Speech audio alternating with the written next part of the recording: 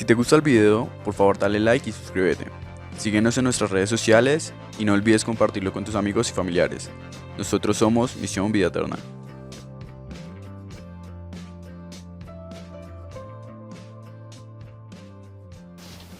Hola hermanos, ¿cuál es su actitud cuando la Biblia lo exhorta a cambiar?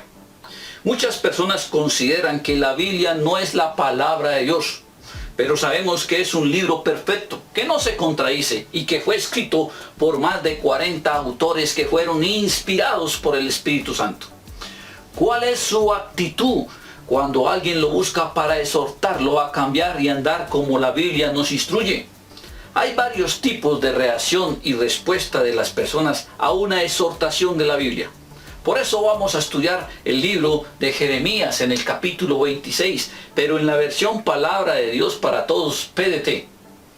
En el versículo 1 del capítulo 16, fíjese que en el texto no es una opción para Jeremías dar la palabra de Dios. Era una orden, lo cual Dios le había dado a Jeremías.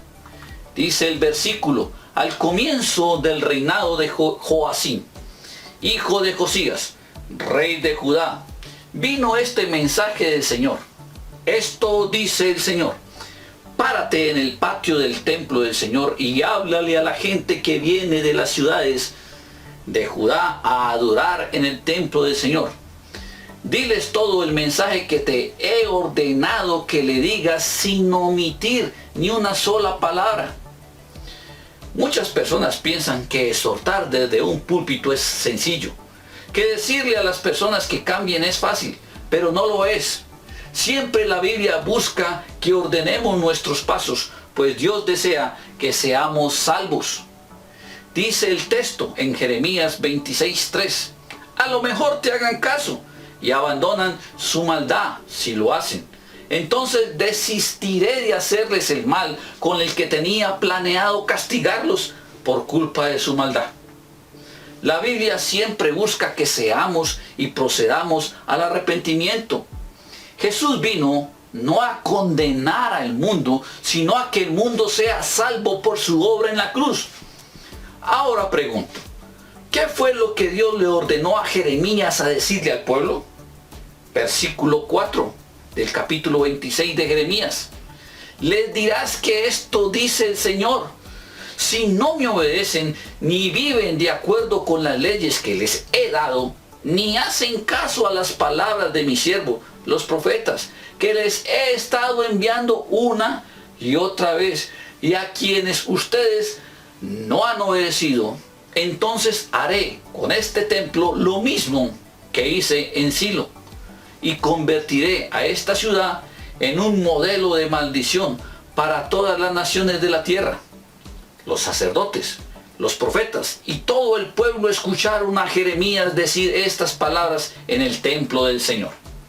Cuando Jeremías acabó de decirle esto al pueblo, todo lo que el Señor le había ordenado que dijera, los sacerdotes, los profetas y todo el pueblo lo agarraron y le dijeron: vas a morir. ¿Por qué profetizas en el nombre del Señor diciendo que este templo le sucederá como a Silo y que esta ciudad será destruida y quedará deshabitada? Todo el pueblo se amontonó alrededor de Jeremías en el templo del Señor. Al oír esto, los jefes de Judá se dirigieron desde el palacio del rey a la casa del Señor. Se sentaron en la puerta nueva del templo del Señor. Los sacerdotes y los profetas le dijeron a los jefes y a todo el pueblo: este hombre debe ser sentenciado a muerte, porque con nuestros propios oídos hemos escuchado que ha profetizado en contra de esta ciudad. Entonces Jeremías les dijo a todos los jefes y a todo el pueblo: el Señor me ha enviado a profetizar contra este templo y contra esta ciudad todo el mensaje que ustedes han escuchado. Ahora arreglen su vida y sus hechos y obedezcan al Señor su Dios. Tal vez el Señor cambie de opinión con respecto al desastre que ha anunciado contra ustedes. En cuanto a mí, yo estoy en sus manos. Hagan conmigo lo que bien les parezca. Pero en todo caso, sepa muy bien que si me matan, estarán manchando con sangre inocente sus manos, la ciudad y sus habitantes. La verdad es que el Señor me envió a decirles claramente todo lo que escucharon. Jeremías los redarguyó a cambiar. Les dijo que debían arrepentirse y ordenar sus caminos, cumplir la ley, y así Dios se arrepentiría del mal que había planeado contra ellos. De otra forma, Dios los destruiría si no cambian. Jeremías les dijo que si ellos lo mataban a él por decirle este mensaje, esa sangre de él era inocente y ellos tendrían una condenación por su sangre. En el siguiente versículo están los que reaccionan de manera apresurada sin contemplar la palabra de Dios. En el versículo 16 dice: los jefes y todo el pueblo les dijeron a los sacerdotes y a los profetas: este hombre no debe ser sentenciado a muerte porque nos ha hablado en nombre del Señor nuestro Dios. Hermano, que me está escuchando, usted puede actuar como un príncipe de estos y defender al que lleva el mensaje. Pero aquí el pueblo reacciona de manera apresurada y condena a muerte el mensaje, porque simplemente lo rechaza, porque no se atreve a ir más allá de lo que sus emociones lo llevan a actuar. Por eso dice el texto: los jefes y todo el pueblo les dijeron a los sacerdotes y a los profetas: este hombre no debe ser sentenciado a muerte porque nos ha hablado en el nombre del Señor nuestro Dios. Quizás usted no le guste la presencia o el porte del que presenta el Evangelio, su lenguaje, su vestimenta, pero esto no le quita valor a la enseñanza o al mensaje que trae. Recuerde que en 1 Corintios capítulo 1 versículo 25 en adelante dice la palabra: pues la tontería de Dios es más sabia que la sabiduría de los hombres, y la debilidad de Dios es más fuerte que la fortaleza de los hombres. Ahora, fíjese, hermanos, según las normas humanas, no hay entre ustedes muchos ancianos, tampoco muchos que tengan influencias, ni que pertenezcan a familias importantes. Pero a pesar de todo, Dios los ha llamado. Pero Dios prefirió usar las tonterías de este mundo para avergonzar a los sabios. Prefirió usar a los débiles de este mundo para avergonzar a los poderosos. Dios prefirió lo que el mundo cree que no es importante, lo que desprecia y lo que no significa nada. Prefirió todo esto para destruir lo que el mundo cree que es importante. Dios hizo esto para que nadie pueda alabarse a sí mismo delante de él. Jeremías, el profeta, era un hombre llorón que a los ojos de muchos no merecía llevar el mensaje de Dios. Así que esta actitud de querer destruir al que trae el mensaje no es la adecuada entre nosotros, hermanos. Sigamos con el texto, versículo 17. Entonces se pusieron de pie algunos de los ancianos de Judá y les dijeron a todos los que estaban allí reunidos: Miqueas de Moseret solía profetizar en los días de Ezequías, rey de Judá, y dijo a todo el pueblo de Judá: esto dice el Señor Todopoderoso: Sión será terreno arado, Jerusalén un montón de ruinas, y el monte del templo se convertirá en una colina cubierta de bosque. ¿Acaso el rey Ezequías y el pueblo de Judá lo mataron? ¿No tuvo temor el Señor y buscó la aprobación del Señor? Y el Señor desistió del castigo que les había anunciado. ¿Es que vamos a causarnos nosotros mismos un mal tan grande? Aquí vemos un profeta con el mismo mensaje, pero que le hicieron caso. La reacción de los ancianos cuando se levantaron algunos al oír la actitud de los príncipes del pueblo es la muestra de lo que hace conocer la palabra. Algunos podemos callar como hicieron algunos ancianos, pues no todos hablaron. Dice el texto, versículo 17, entonces se pusieron de pie algunos ancianos de Judá y les dijeron a todos los que estaban allí reunidos. Dice la Biblia que nuestro deber es exhortar al que hace lo malo, que somos atalayas, que somos centinelas del pueblo. Dios le dijo a su profeta Ezequiel en el capítulo 3, en el versículo 17, le dijo, hijo de hombre, te he puesto como centinela, como atalaya del pueblo de Israel. Así que cuando recibas un mensaje mío, adviértele de mi parte. Así que a Dios no le gusta que nos quedemos callados.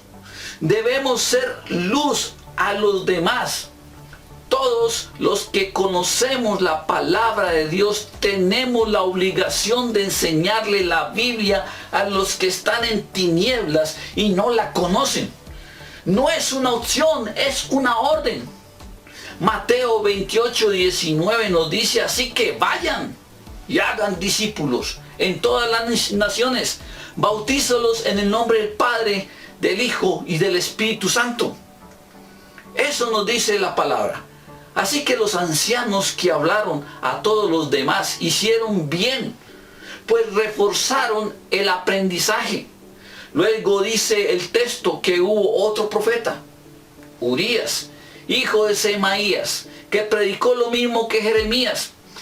Vamos a ver en el versículo 20 de Jeremías 26, cuando dice, hubo otro hombre llamado Urías, hijo de Semaías, de Kiriat Jearim, quien también profetizaba en el nombre del Señor contra esta ciudad y contra este país, diciendo lo mismo que Jeremías.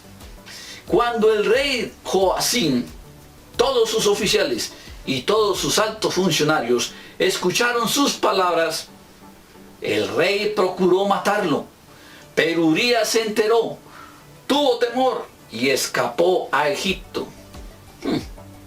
Observemos que cuando Jeremías predicó, nadie le hizo daño. ¿Lo escucharon? Sí, aunque nadie le hizo caso. ¿Hubo algunos que defendieron la palabra de Dios? Sí. ¿Algunos hasta apoyaron su enseñanza? Sí. Quizás porque Jeremías ya era un profeta conocido por muchos. Por esa razón, quizás hicieron esto. Sin embargo, hay personas no tan conocidos, no tan famosos como Urías, el profeta. Alguien que no era muy conocido, que enseñó lo mismo que Jeremías. Sin embargo, no tuvo el mismo apoyo por parte de los ancianos. ¿Lo escucharon? Sí, pero nadie le hizo caso. Así pasa en la iglesia actual, hermanos. Aprobamos o reprobamos el mensaje dependiendo de quién venga. Hacemos acepción de personas. Escuchamos a los pastores populares y famosos, y a los pequeños pastores no tan famosos los rechazamos, así tengan el mismo mensaje. Urías hizo que todos escucharan el mensaje que era el mismo que les había dado Jeremías, pero nadie lo escuchó. Dice el texto, hubo otro hombre llamado Urías, hijo de Semaías, de Kiriat Jearim, quien también profetizaba en el nombre del Señor contra esta ciudad y contra este país, diciendo lo mismo que Jeremías les estaba diciendo. Versículo 21 en la parte B dice que el rey procuró matarlo, pero Urías se enteró, tuvo temor y escapó a Egipto. Sin embargo, hermano, los ancianos dejaron solo a Urías, porque era un profeta no tan importante y conocido. Y Urías, al verse solo, se escondió en Egipto. Nosotros, al llevar el mensaje, creemos que como portadores del mensaje, que solo vamos a ser apoyados por Dios si tenemos personas que nos respaldan. De lo contrario, nos escondemos, como Urías lo hizo al verse perseguido. Dice el texto, dice la palabra, que el rey Joacín envió a traer al profeta Urías de Egipto. Jeremías 26, 22 al 23 dice: entonces el rey Joacín envió a Egipto a Elnatán, hijo de Adbor, con algunos hombres. Ellos sacaron a Urías de Egipto y lo llevaron al rey Joacín, quien lo mandó a matar al filo de espada, e hizo arrojar el cuerpo a la fosa común. Dice el texto que Joacín mató a Urías y lo arrojó en una fosa común. Esta es una reacción de poder donde el más fuerte quiere callar a Dios. Pero a Dios nadie le calla, hermano. Ni Dios hace acepción de personas. Dios respaldó tanto el mensaje de Jeremías como el mensaje de Urías, que era el mismo. Y Dios vengó la muerte de Urías. Segunda de Reyes, capítulo 23, versículo 36 al 37. Dice: Joacín tenía 25 años cuando comenzó su reinado y gobernó durante 11 años en Jerusalén. El nombre de su mamá era Zebuda, hija de Pedaías de Rumat. Joacín hizo lo que no le agradaba al Señor. Cometió los mismos pecados de sus antepasados. La Biblia dice que hizo lo malo, aún conociendo lo bueno, pues los ancianos le explicaron cómo podía cambiar su futuro si cambiaba lo malo, si ordenaba sus caminos. Segunda de Reyes capítulo 24 versículo 1 en adelante dice: durante el reinado de Joacín, Nabucodonosor, rey de Babilonia, atacó a Judá y la sometió durante 3 años. Pero luego Joacín se rebeló contra Nabucodonosor. Entonces el Señor mandó grupos de babilonios, arameos, moabitas, amonitas, para luchar contra Joacín y destruir a Judá. Ocurrió tal como el Señor había dicho por medio de sus siervos, los profetas. Pregunto, ¿cuáles profetas? Jeremías y Urías. Sigue diciendo, verso 3, todo esto sucedió a Judá por orden del Señor, porque los quería quitar de su presencia debido a todos los pecados que había cometido Manasés. Él mató a mucha gente inocente y llenó a Jerusalén con su sangre. El Señor no quiso perdonar estos pecados. Dios es nuestro vengador.